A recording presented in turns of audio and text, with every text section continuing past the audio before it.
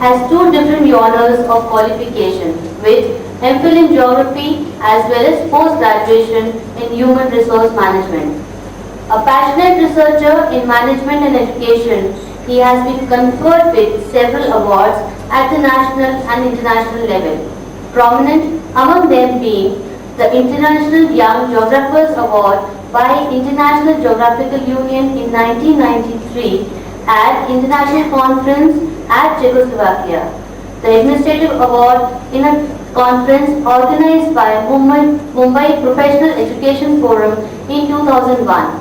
Innovative Teacher Award under the aegis of Ministry of Human Resource and Development in 2002 and Best Presentation Award on Strategic Leadership at IIM Ahmedabad in 2007. Mr. Awasthi believes that education should inculcate among students a sense of responsibility, dedication in attaining knowledge, building positive self-concept, developing optimistic spirit and fostering love for others. He feels students must be exposed to learning environments that stimulate eagerness to explore, discover and construct knowledge on their own.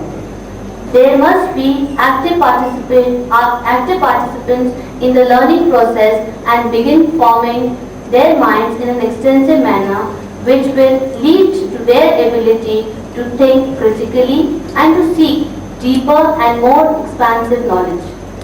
He further proposes that a student's right to education should not be limited to acquisition of subject matter. Social and ethical developments are also important goals in education. It is critical for students to learn such skills as working cooperatively with others, deciphering what is morally right and wrong, and applying their newly constructed understanding of the world in real life situations.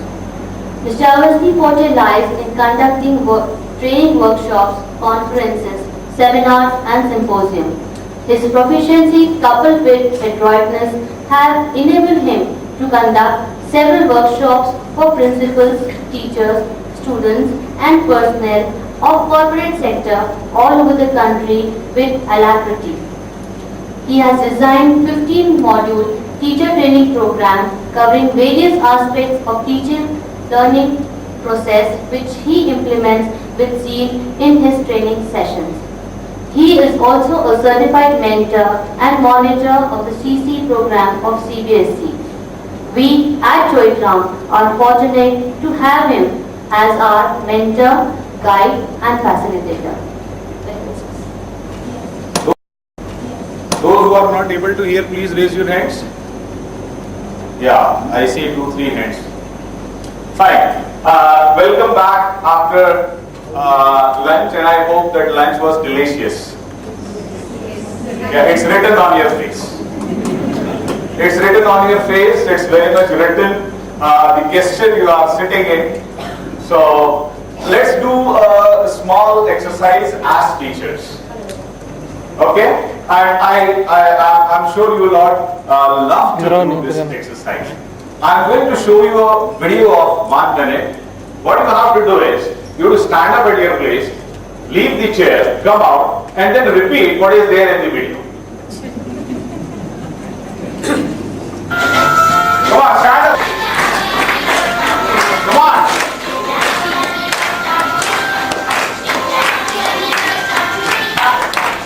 That's the feeling.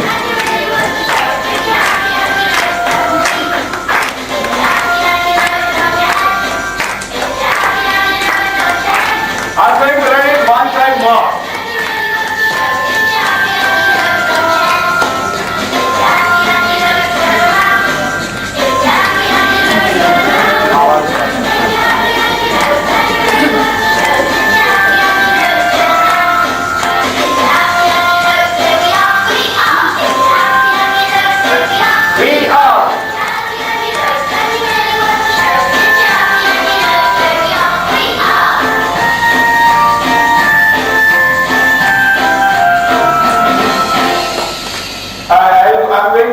Once more because I just had learned something. I'll play it once more, I'll see the performance, then I'll share my learning with you. Okay? Yes.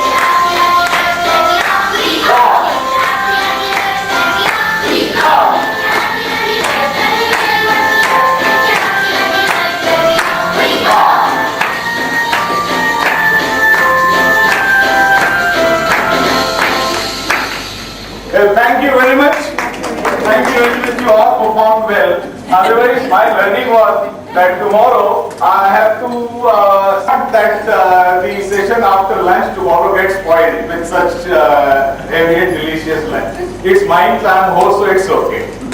So, but then you prove that there is nothing. Fine, we have been talking a lot of things on assessment. We had Dr. Pasi in the morning talking about the informal learning, the formal learning, various ways of assessment. Then we had a beautiful presentation by Mr. Khalsa also, where he shared what he is doing at his school, Himalaya International in Choithram.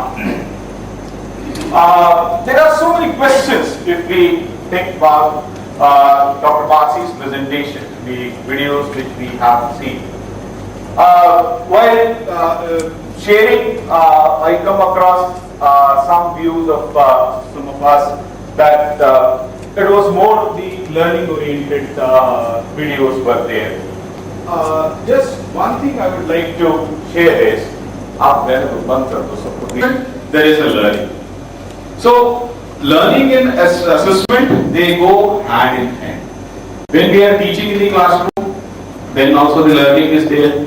When we say that how learning is there, another question which was there, and if we see the requirement, when we talk about education, what kind of education we need, so that through informal education. Again, there is a question here that can we define informal education or formal education in any standard format? Because there should be a line between formal education and informal education. So where to draw the line? When in the class I am talking to my students over a content given in the book, I say that it's a formal education. But at the same time, when I leave the book and I start talking something else or some other word, I am entering into the informal part of education. So, the million-dollar question here is that how we define whatever we are doing, whether we are talking about the formal education, we are talking about the informal education, or we are talking about various ways of assessing children. Basically, we are doing all these things for learning. But at the same time, we have to see whether learning is happening or not. Now, how to check it? Again, we have to come to the control. So it's a circle-like thing that you are talking about the freedom at one place, and then you are trying to assess whether the laws of the freedom are violated or not. So if they are not violated, then we say that freedom is exercised in its spirit. If they are violated, we say that no, it is the irresponsible behavior.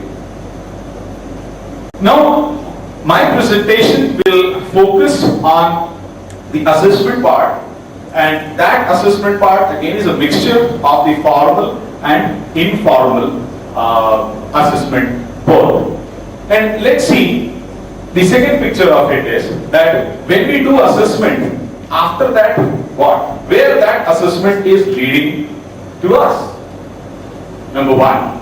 Number two is how we are reporting that assessment. See, we are assessing, we are giving report cards, we are giving feedbacks in different, but then how we are reporting and what is the impact of the feedback which we give in any form, or maybe in the form of the report card or the subject report or whatever it is. I would also like to share some of the experiments which we have carried out over the years, which we are following. We have named this as CAP, Choithram Assessment Program. But before this, I'm reminded with the informal education when I was listening to Dr. Pasi in the classroom how we have practiced. Just 2 lines on that. We practiced informal sessions, subjective sessions in the primary classes. There, one period, usually we call it a 40-minute duration is one period. One period was of 1.5 hours. 90-minute period. And there were certain conditions. for the teachers. Condition number 1 was, you are not going to take the book or the lesson plan, anything with you. Condition number 2 is, you are not going to use the blackboard or any other form of teaching tool, whether it's a digital classroom or overhead projector or multimedia projector. Condition number 3 is, students shall be allowed to sit the way they want to sit. Maybe in group, 2 good friends, Ramu and Shamu sitting together, and anywhere in the classroom, limited. Number 4, you have to talk to children, that's all. You are not supposed to say that I am going to teach you this poem, I am going to teach you this topic in EVS or this topic in mathematics. No. You just have to talk. You have to enter into the class and start talking to student. Whatever you want to, then bring them to the topic which you want to teach. We carried out this experiment for almost 2-3 months, and believe me, we found that the learning was on its peak. Why? Because students, they were very free. Teacher was telling stories. Teacher was asking them to share their experiences if they have any related experience, and sharing their own experiences. And the learning was there. The students, they were learning. So even, that environment, if you talk about, was a formal environment. But at the same time, the classroom environment was informal. So after going through this, I derived a new word, that let's convert these classrooms into formally informal classrooms. You know, when you have something with various standards, you cannot be informal. That is for sure. But then, the place which belongs to you, the time which belongs to you, it's like a horse who has to move in the radius of 2 meters. He can do anything in that 2 meter radius. Nobody can stop him. So, there is one more thing which we can do, which we can practice, is that creating formally informal classroom. This was the experience which I had a couple of years ago. See, coming back to the presentation, there are certain things which I want you to think of. Yeah, next. This is a consolidated report card. You see certain grades. I want you to interpret these grades. Where a child is getting B in English, child is getting B in Hindi, he is getting B in Sanskrit, he is getting A in mathematics, and then he is getting A in social science, B in science, and B in computer science. Now this is the report card which is given to the child. Let's see what this report card speaks. And this report card, we all signed this report card, isn't it? We all signed. And expression and the computer skills means that is exposure to the new technology is needed. Thank you very much. Thank you. Because he has got degree. Okay, fine. And in the communication skills. Pride in his work, he comprehends quickly and seeks information independently, possesses ideas, and that's what I'm reading now. Possesses ideas clearly, but is a little certain skills in subjects like mathematics, subject like science. Now, basically, what is important here is that when we are assessing the student, not necessarily we should assess the child in the examination child is appearing. See, there is a beautiful concept CBSE has introduced. and that concept is of continuous and comprehensive evaluation. But majority of these schools, they have changed this nomenclature. They have converted into continuous and comprehensive examination. Where you say that whether the child is learning or not, that should be clear on every Wednesday. Because every Wednesday the child has to appear for a test. So I will tell you that how much is the learning next Wednesday, then after a month, then after a month, then after a month. Basically, when we talk about continuous and comprehensive evaluation, we are talking about developing, designing a process. A process of what? Not what we are doing in a formal setup, but what the child is learning. So that assessment basically is of learning. When we say that the child has got B grade, we say that the child is average in English. He may be very good when it comes to the speaking part. It would be very good in terms of listening. Let's see how. Now, this needs an assessment shift. This needs an assessment shift. And this shift is from what is to what to. What we are doing today. The assessment. And what needs to be done. See, we'll be coming on two terminologies. One is the MLL, which we are all very much aware of, minimum level of learning. Then there is one more, which we define as the required level of learning. One is the minimum level, one is the required level. So what we are doing, what we are assessing, and what we should assess. Assess from the point of view of learning. Learning in the classroom, outside the classroom.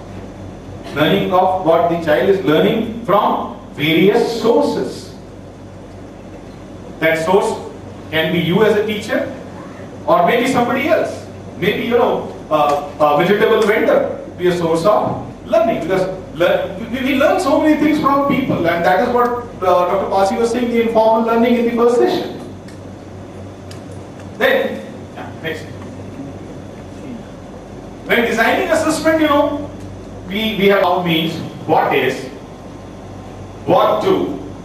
That is the validity, whether the assessment is valid or not. Because this is the most important question which comes in assessment process. Validity and reliability of the assessment. Purpose of the assessment, objective of the assessment. When we are assessing. And again, who is assessing? Is it the teacher who is the assessing? Whether the child is assessing? And the child goes through assessment, so many people assess. And then how we are assessing. And whether the assessment is individual based or it is aligned with the school assessment policy. The lesson planning and all these things, we all do that. Lesson planning is an integral part of good teaching. Then observe, assess, analyze, and then plan. This cycle must continue. This cycle must continue. Whatever you have planned, it's not perfect. Why it's not perfect? Because you are not going to use the planning. See, the best part of good teaching is, good teaching should be such which can be used by everyone, not by specific people. It has to be something like self-explanatory. I have taught, everybody has perceived the way I wanted, my objective is fulfilled. In terms of quantity, it has to be in terms of quality. Quality is abstract. Quality is abstract, you cannot define. It's very difficult. Qualitative assessment we do talk about, but qualitative assessment is very, very, very difficult because there are no standard parameters of quality. You cannot see. But then something which you can see, you can feel, you can touch. There also, quality differs. Because quality again is something which is very individualized. Quality is not common. It is very individualized. The perception of one person and the perception of other person. And the best part in this is nobody is wrong. Everybody is right. Everybody is qualitative. There is no person who is born without quality. Everybody is born. So measuring quality is somewhat very difficult task. But then, yes, we are here to take up this challenge and measuring the quality of the learning and the students. ये activities की बात आ गई, हर चीज में अब activity होने लगी, हर चीज में जो भी हम पढ़ा रहे हैं उसको एक्टिविटी में पढ़ाना है, but then we have to see it's good. I'm in favor of this.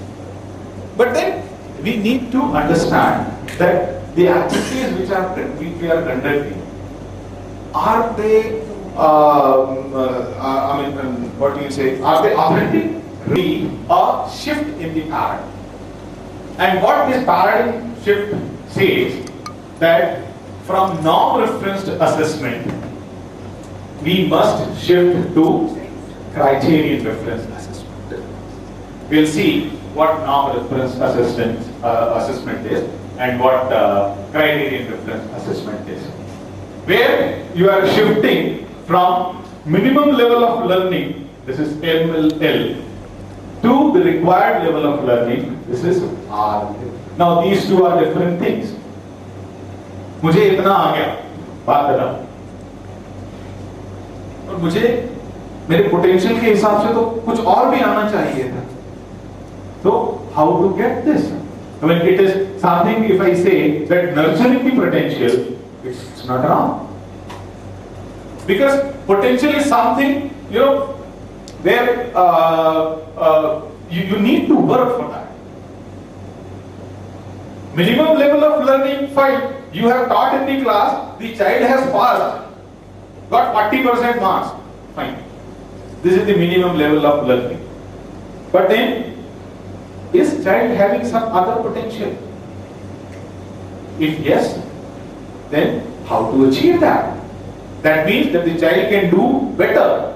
So how to get to that better is the process of the required level of learning. When we talk about the norm reference assessment, it is a comparative study basically. Comparative study means, you have some standard, whether you have achieved that target, you have achieved that standard or not. That is a norm. Say written in the answer sheet, not on the basis of what child want to say or what child know. Why? Because our system saying that there is a norm. It's a 5-mark question, so you get a blueprint. Is there? And then again, the diagnosis is very weak. You have given 5 marks to the child, according to what is written. Why the child has written less? Do we know? We don't know. No. As I said, surprising elements are there. That also comes as surprise. And then there is no scope for the improvement. Why? Because we are not judging the true potential of the child. What basically we are judging is the answer sheet. Let's see the other type of criterion, other type of assessment, that is the criterion referenced assessment.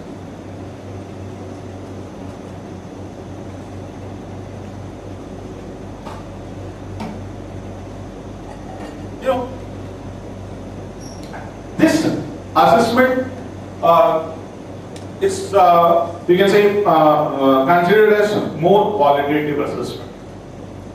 More qualitative assessment means that it reflects the learning of the child and it is very, very, very flexible. What happens in this kind of assessment is that certain criteria are decided based on the content. Certain criteria are decided. How you feel. Somebody will talk about the grace, somebody will talk about mythology, somebody will talk about the color combination, somebody will talk about the posture. So many things you will come up with. What these things are? These are the judgment criteria which you are making, which you are judging. Why not this happen in classroom? It has to be. When I am teaching mathematics, when I am teaching social science, there is always a complaint that students they don't want to learn social science because they know after 10th they have to leave, so they are not interested. Why? Because we are not teaching social science as social science. It is not their fault. We don't know what are the skills required, or what are the skills which the students they will attain after studying social science, after studying history. What skills the students they gain after civics, after geography, after economics, disaster management. What skills they are going to gain, how they are going to use it. So when we have not fixed up the criteria, the learning is against closed. Here are 2 points which I'd like to focus in this slide is that when you are deciding, when you are assessing the student on criteria, you are starting a process which is very continuous in nature. Continuous, because those criteria, it's not only for one day, today. It's for the whole period of time. And another thing, but I'm coming across because I'm part of the advisory council also of the Ministry of HRD for Right to Education Act. This thing comes to my mind that this criterion difference assessment is best suited to Right to Education Act, the academic part. Because right now we are focusing only on the admission, that we have to give 25% free. We are focusing on, there are so many other things also. One thing is that you cannot fail the student till class 8. It's a constitutional amendment, you cannot go against it. The day you go, you will be behind pass. What to do? Divide the curriculum, map the curriculum from class 1 to 8, that when the child will go in class 9, the child must know this much. And you have got 8 years to prepare child for that. You have got 8 years. In a normal traditional system, you have got 1 year. Now you have got 8 years to train the child to attain the skills which are required in class 9. So much of time is available. Yeah. Into practice, in the school, and we named it as GAP, the Choithram Assessment Program. Choithram Assessment Program. And the major purpose of this assessment is to evaluate the quality of learning. The most important thing that to evaluate. It's a very complex task. It's a very complex task. There are some successes, more failures. But then, yes, the efforts was very much there. Techniques and all these things, there is a very thin boundary between them. Then we have designed the rubrics and the performance feedback to give the student. So what we did in this process is we mapped the curriculum till class 8. And this mapping started from class 9.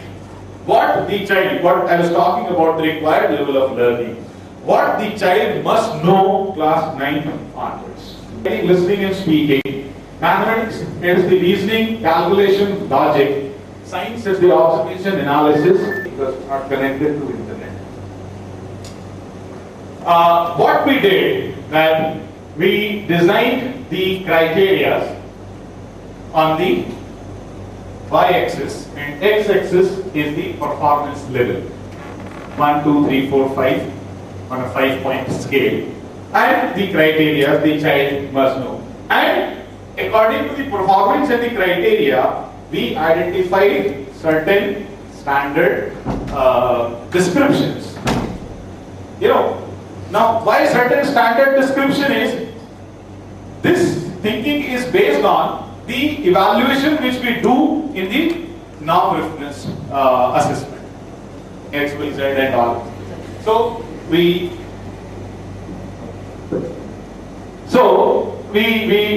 said pronunciation, then fluency, then pronunciation, clear and excellent pronunciation, then fluency. Yeah, come.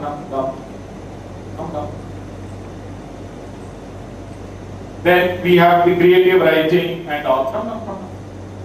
Then writing, we have what? Spellings, then vocabulary, then conversation, then recitation in the speaking part. So the four skills which we have identified, we further divided into sub-skills. And then the students on a very continuous basis are assessed on these sub-skills.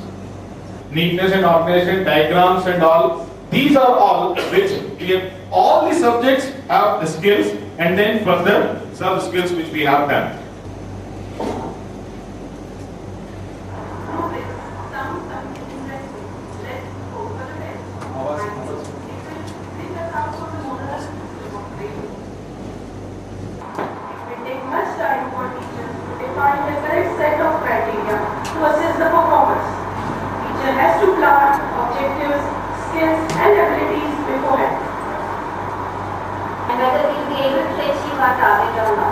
Time-consuming means we had to map the curriculum again, we had to change the assessment system also. हमारे सामने कठिन चुनाव कि विभिन्न स्तर के बच्चों का हम किस तरह से मूल्यांकन निर्देश बना सकते हैं, कि तरह से हम उनके जो व्यवहार है, उसका assessment हम किस तरह से कर सकते हैं. It would be difficult to integrate this kind of different assessment method in the proven practical. Remarking a child is theory, it's okay, but implementing progress in their practical approach, how? Won't it be confusing to judge all the aspects to it? Mathematics being technical subject, groups were designed on the basis of concept, mental ability, activity project, tables, and written work. To assess a child on these skills, worksheets were designed on skill-based questions including knowledge, understanding, application, analysis, and evaluation. वाचन, लेखन और बोलना question को बनाया है. बच्चा कितना सुनता है, समझकर बोलता है, लिखता है और वह व्यवहार में लाता है. निष्कर्षतः हमने कौशल आधारित मूल्यांकन बनाए जो बच्चे का असेसमेंट का आधार बने. In the rubrics on various aspects, the skills were tested through different activities like gardening, nature walk, field trip, worksheets. Guiding is judged on two basic skills, that is practical and written work. These skills are also subdivided into sub-skills. In written work, we have observation, analysis, logical and data handling sub-skills, and in practical, we have procedure, time management and behavioral sub-skills. Rubrics is still in process. The assessment made with the help of rubrics is reliable, comprehensible and unbiased. Precision comes from the straight statements on rubrics.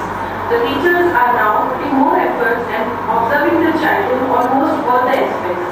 Whereas the children are happy because they get the clear picture of what is expected out of them in a particular activity and they are working according to it. We did. And then we were able to convince them that how this is going to help them to decide what kind of learning is required in the classroom. The second part was of the parent.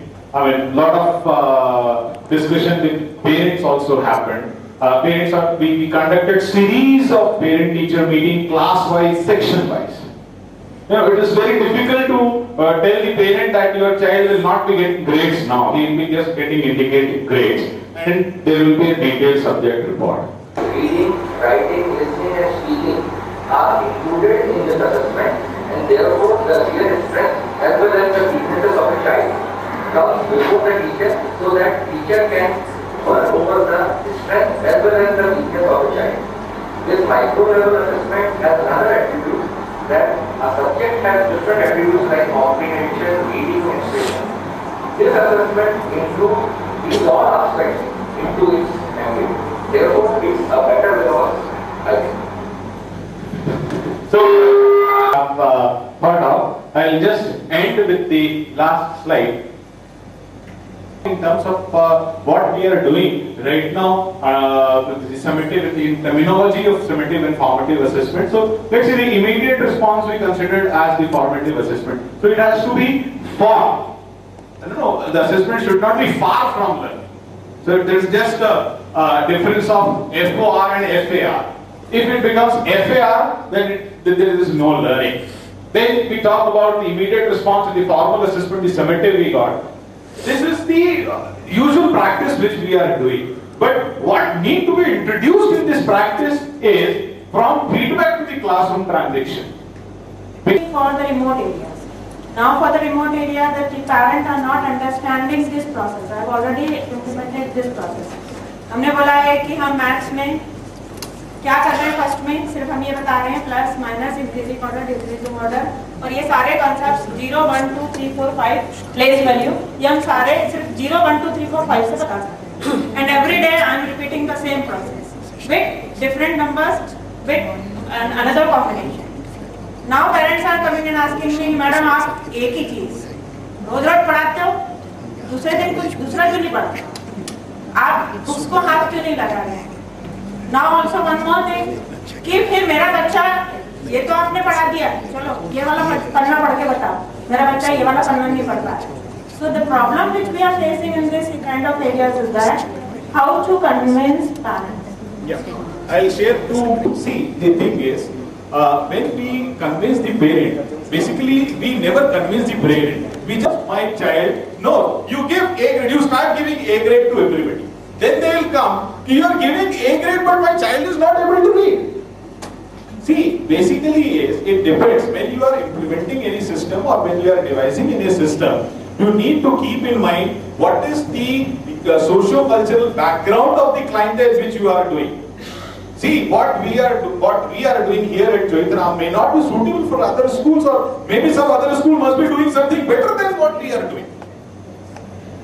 You know, it's not only this. I'll tell you about almost 8 years back, I was in a small town with a population of 2 lakhs in Mandsaur. In terms of examination, Yes. we conduct summative assessment and they say it is a pen and paper test. That's Only pen and paper. So what is the difference between evaluation, assessment, examination and test? Thank you very much. Fine. See, in mathematical terms, assessment is a subset of evaluation. In mathematical terms, assessment is a subset of evaluation. When you are assessing specific goals. What I said is that you are assessing a math paper or you are teaching through assessment. What is written in the copy, that is the Bible for you. Irrespective of what the potential child has. Whereas when we talk about evaluation, it's a very comprehensive word. This comprehensive word includes so many things, including the behavioral aspect. So when you are, example like the group activities which we conduct. Understood. Assessment and examination. See, examination is a tool of assessment. Okay, yes. Should I clear the conditions Sure, that are sure. going on here?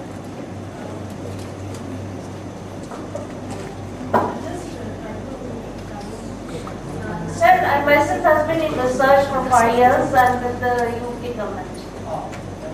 And as far as the different terminologies we as an educationist steal from other European countries is causing a problem for us. Like, I tell you, earlier it was evaluation. You have a CC factor. That is continuous and comprehensive evaluation. And they used to say that assessment is for judging themselves. Okay?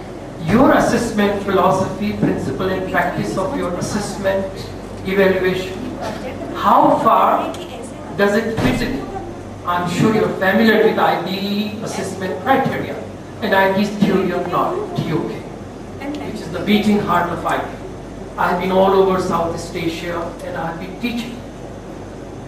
I would like to ask you, where do you connect this module, this particular rubrics in our IB diploma? We also have rubrics and all other things.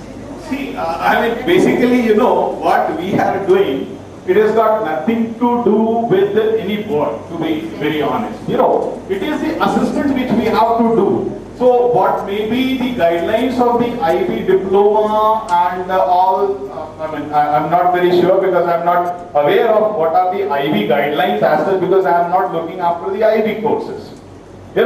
And when doing all these things, we don't have anything in mind whether it is going to fit into IB or it is going to fit in CBSE, ICSE, IBCSE or the state board.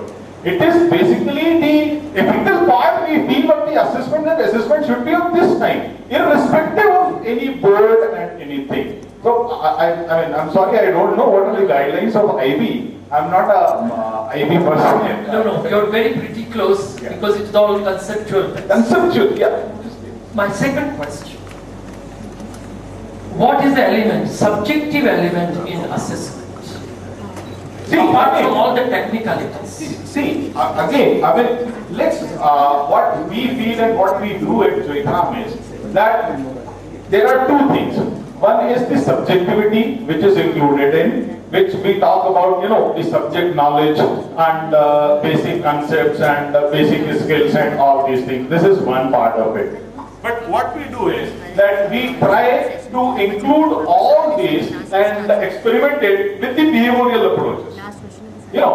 So it is not that we are working on the, when they study in group, kind of rubric, which has got coordination, which has got teamwork and all. So, they are getting the feedback, the teacher is getting the feedback on the subjective knowledge with this kind of a rubric. But then second rubric is also there, that there are 5 students. So how they are working, they are cooperating with each other or not? They are doing things on the time, they are meeting deadlines or not? So, it's got both the things included in this. It's not only the subjective part which we are looking for. And the final question. Yeah, sure. I appreciated her, we all appreciated her, that mind mapping. I would like to take on further. What about soul mapping? Okay. That's great. I would like to, please, just wait. We will talk about it. I would like to share with you our Upanishad, Gita, Upanishad particularly. You remember that famous dialogue of Shiva came to his father. What do you think? What do you think? Finally he went to the soul mapping. You know everything. But do you know by knowing what everything is not? That was the ultimate thing. So, sir, with all humility, I would like to share, most of the children, we are dealing with new generation of children. See, every year we demand new clothes, new car, everything. But do we ever care to take note of the new generation, their consciousness? They are highly evolved kids, inside, spiritually. What we do by our so-called thing, it reminds me of William Wordsworth's poem. Let it be. What I would look to tell you, we have to be very sensitive to the sensitive children. Because their souls are here. And sometimes, he is a dreamer, she's a dreamer. But they live their own world, their own beautiful, wondrous world. So Gurudev said, we take their world and we give our dead world to the kids. It was my pleasure to teach in Delhi College for several years.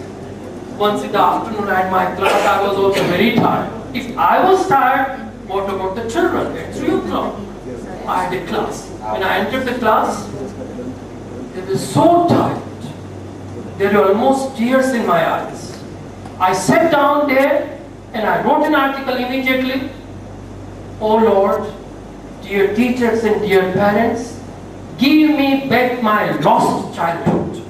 So, final summing up is that with all beautiful things, please keep it up.